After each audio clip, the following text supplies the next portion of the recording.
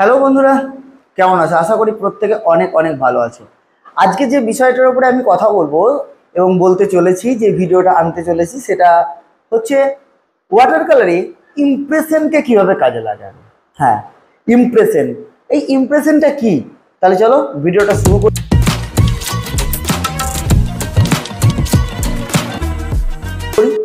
Welcome to my channel motivational art and teaching থেকে আমি অনিরুদ্ধ। দেখো, ইমপ্রেশনটা হচ্ছে অ্যাকচুয়ালি ওয়াটার কালারে যে তুমি ছবিটা করছো, সেই ছবির পরিবেশ অনুযায়ী সেখানকার লাইট অ্যান্ড ডার্কের সোর্স, লাইট অ্যান্ড সোর্স কে নিয়ে কাজ করতে হয়, আর সেটাকেই আমরা ইমপ্রেশন দেওয়া বলি। দেখো, কম্পোজিশন অনেক রকমই হয়। আজকেও যেটা তোমাদের সামনে আমি এনেছি, এটা ঠিক কম্পোজিশন নয়, কিন্তু এটা হচ্ছে একটা ইমপ্রেশন কি করে দিতে হয়, একটা ওয়াটার কালার ইমপ্রেশনকে কিভাবে অ্যাচিভ করতে হয়, আজকে সেটা নিয়ে আজকে ভিডিও। আর এটা খুব গুরুত্বপূর্ণ।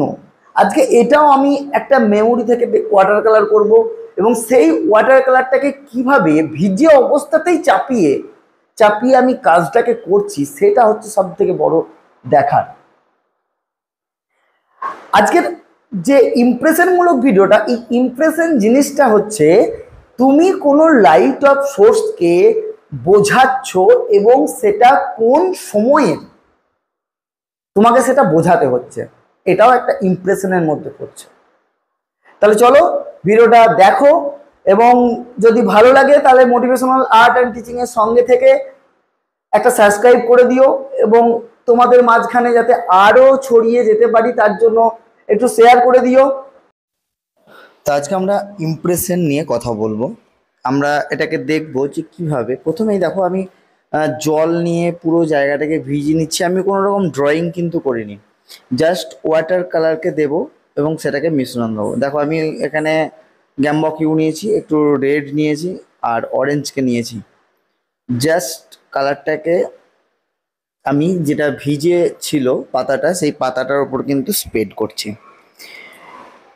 আমি আস্তে আস্তে, দেখো মেশানোর জায়গাটা দেখো, আমি কিভাবে কিভাবে যে আমি তুলিগুলো চালাচ্ছি, এবং একদম ভিজে অবস্থাতে এই জায়গাটা পুরোপুরিভাবে মিশে যাবে। এই যে তোমাদের সঙ্গে এই ব্যাপারটাই হতে চাই না, যে জল আর রঙের সম্পর্ক। এই দেখো, এখনো ভিজে আছে, এটা মনে হচ্ছে যে এটা ছাপ পড়ে যাবে, কিন্তু নয়, এটা একদম মিশে যাবে। এইটাই সব থেকে খেয়াল রাখতে হবে। এবার তোমাদের আমি একদম স্পষ্ট করে দেখাচ্ছি যে জিনিসটা দেখো, কিভাবে আমি ওখানে হোয়াইট একটা পেজকে, একটা হোয়াইটকে আমি ছাড়বো। বাস, এই যে হোয়াইটকে ছাড়া, আর ওপরের যে একটা ইয়েলো টোন এবং বিভিন্ন টোন, দেখো আমি একটা কিন্তু পুরো এখানে লাল এবং orange, red, orange, yellow orange, এই সবের উপরেই কিন্তু আমি কাজ করছি, এবং তার সঙ্গে ডার্ক যাচ্ছি, ব্রাউনে যাচ্ছি, এবং ভায়োলেটে যাচ্ছি। যখন আমি খুব ডার্কে যাব, তখন আমি ইন্ডিগোতে যেতে পারি। তো এই রকমভাবে এই কালার কম্বিনেশনগুলোকে তৈরি করতে হবে। প্রথমেই দেখো, আমি আস্তে আস্তে স্ট্রোক বাই স্ট্রোক, কিন্তু এটা সম্পূর্ণ তোমরা দেখলে যে ভিজে অবস্থাতে কিভাবে আমি তুলিটাকে চালাচ্ছি। তা এই যে তুলি চালানোর কাছে এবং ভিজে অবস্থায় দেওয়ার কাছেও নির্ভর করে তোমার ইমপ্রেশনটা। ইমপ্রেশনটা হচ্ছে যে তুমি যে লাইটটাকে ধরছো, সেই লাইটটাকে শেষ পর্যন্ত বজায় রাখতে হবে। এটাই হচ্ছে ইমপ্রেশনের মূল বিষয়বস্তু। দেখো, এখানকার যে লাইটটা, আমি যে হোয়াইটটা ছেড়েছি, এবং ওই যে একটা হোয়াইটকে আমি তুলে নিলাম, জাস্ট ওই হোয়াইটের সঙ্গে যে হোয়াইটটা ছাড়া আছে, সেটার কিন্তু একটা ব্যালেন্স হবে। এবং সামনে কিছু জায়গাটাকে আমি ছেড়ে রেখেছি, ঠিক আছে, ছেড়ে রেখেছি, এবং কিছু হোয়াইট আমি ছেড়ে রেখেছি। এবার যে জায়গাটা দেখো, এবার একটা ঘরকে করার চেষ্টা করা হচ্ছে। এবার কারণ এটা আমার সামনে থেকে রোদ আসছে, তাহলে ঘরের যে এই পিছনের জায়গাগুলো, ঘরের যে পিছনের জায়গাগুলো, সেগুলোই লাইট পড়বে, অতএব আমরা ওই জায়গাটা দেখতে পাবো না। তাহলে আমাদেরকে কি করতে হবে না, ঘরের যে সামনের দিকগুলো, এগুলোকে কিন্তু ডার্ক টোনে করতে হবে। এখনও কিন্তু পেজটা দেখো ভিজে আছে। আমি 440 জিএসএম পেপারে কাজ করছি, এটা 440 জিএসএম, ওকে। তোমরা 300 GSM নেবে, 300 GSM খুব ভালো ওয়াটার কালার হয়, তাই এটা আমি চিত্রপট ইউজ করছি 440 GSM। এটা একটু পেপারটা একটু হ্যান্ডমেড টাইপের। ওকে, এবার যে জায়গাটা আমি করব যে কম্পোজিশনটাকে, এবার একটা দেখো এখানে আমার কোনো রকম কিন্তু ড্রয়িং নেই, জাস্ট আমি পেছনে যে কালার ওয়াশটাকে নিয়েছি সেই কালার ওয়াশটাকে নিয়ে হচ্ছে কাজ। তাই কালার ওয়াশটাকে এবং কালারকে মেনটেন করা এবং যে লাইট ধরা রয়েছে সেই লাইটটাকে মেনটেন করা, এটাই হচ্ছে প্রথম থেকে লাস্ট পর্যন্ত আমাদের কাজ।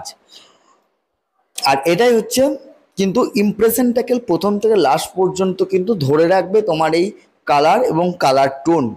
আজকে যে টোনটায় আমি কাজ করছি এটা সম্পূর্ণই এটা ওয়ার্ম টোনে কাজ করছি, এটা মানতে হবে। এখানে সব জায়গায় একটা আমি ওয়ার্ম টোনকেই কিন্তু ধরে এসেছি, আমি কখনোই কুল টোনের ভাগে যাইনি।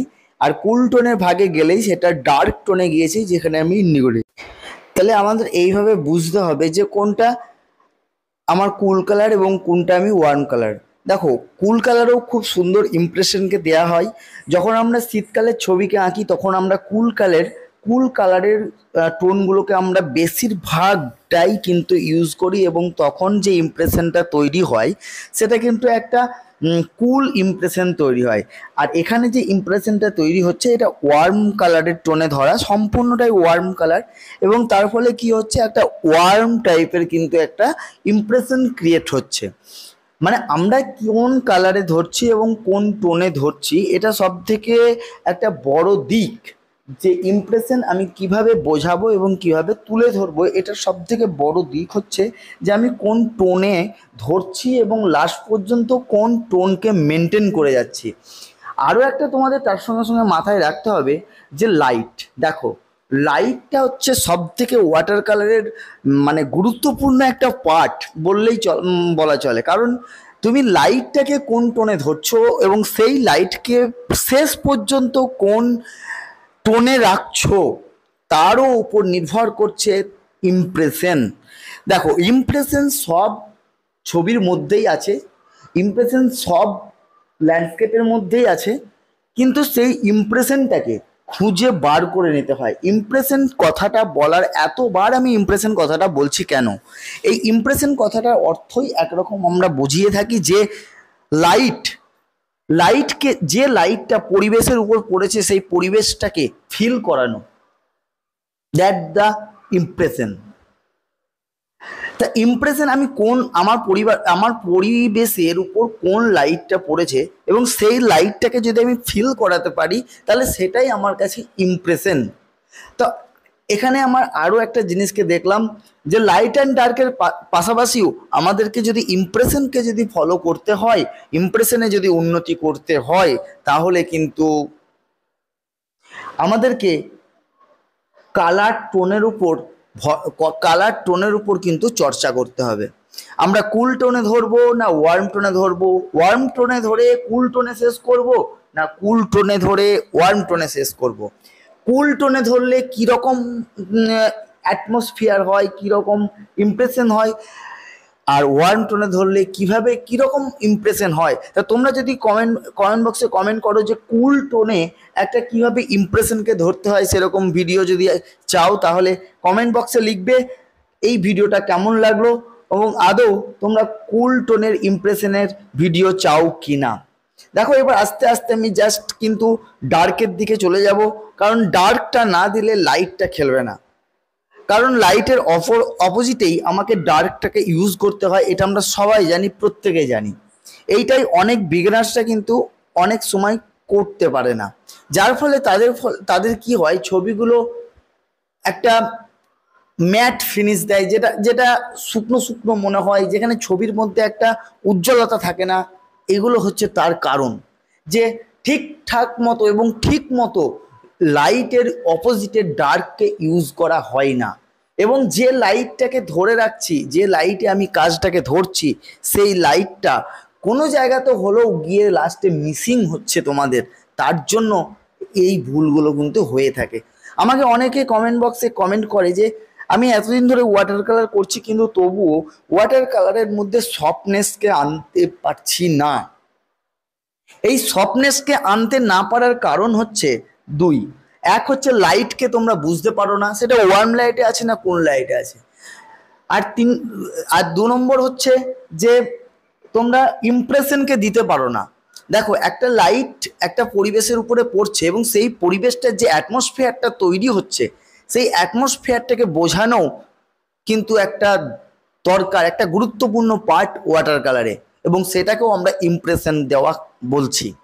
তাই এতগুলো জিনিসকে তোমাদের ভুল হচ্ছে এবং তার জন্য তোমরা কিন্তু এই ওয়াটার কালারগুলোকে ঠিকঠাক মতো হচ্ছে না। তা আজ থেকে এই জিনিসগুলোকে শুধরিয়ে নাও, একের পর এক প্র্যাকটিস করো, ইমপ্রেশনকে দেওয়ার চেষ্টা করো। যে কোনো জায়গায় তোমাদের হয়তো মাথায় নেই যে কি ছবি আঁকবো, হয়তো তোমরা রেফারেন্স নিচ্ছ। দেখো আমি এখানে কোনো রেফারেন্স নিইনি, আমি জাস্ট মন থেকেই এটা আমি কিন্তু তোমাদের সামনে দেখালাম। তো তোমরা কি করবে, যে কোনো জায়গাকার রেফারেন্স নেবে এবং সেই জায়গাকার লাইটকে ফলো করবে এবং সেই জায়গাটাকে দেখবে খুব ভালো করে যে এটা কিভাবে আছে, কোন ইমপ্রেশনে আছে, কোন লাইটে আছে, কোন পরিবেশে আছে, কোন কালার টোনে আছে। তারপর গিয়ে সেই ওয়াটার কালারটা ধরবে এবং সেইখানকার যে লাইট টোন আছে সেটা কোন টোনে আছে সেটা বার করবে। তারপর গিয়ে সেই রেফারেন্সটা তোমরা ওয়াটার কালারে করবে এবং তাহলে দেখবে অতি সহজেই তোমরা খুব সহজে সেখানকার ইমপ্রেশনকে ধরছো এবং ওয়াটার কালারে আরও সফট হচ্ছে। ধীরে ধীরে তোমাদের ওয়াটার কালার আরও পরিবর্তন হবে আশা করছি, কারণ এইগুলো প্র্যাকটিসের মাধ্যমেই সম্ভব ওয়াটার কালার পরিবর্তন। তা আজকে আমি আলোচনা করে দিলাম তোমাদের ইমপ্রেশন এবং ইমপ্রেশন নিয়ে কি হয়, এবং তার সঙ্গে দুটো ভুলও আমি আলোচনা করে দিলাম। তা পরের ভিডিওতে আবার দেখা হচ্ছে, ততক্ষণের জন্য আর আমার চ্যানেলটিকে একটু সাবস্ক্রাইব করে রাখবে। তোমাদের সাবস্ক্রাইবই আমাদের কাছে অনেক অনুপ্রেরণা।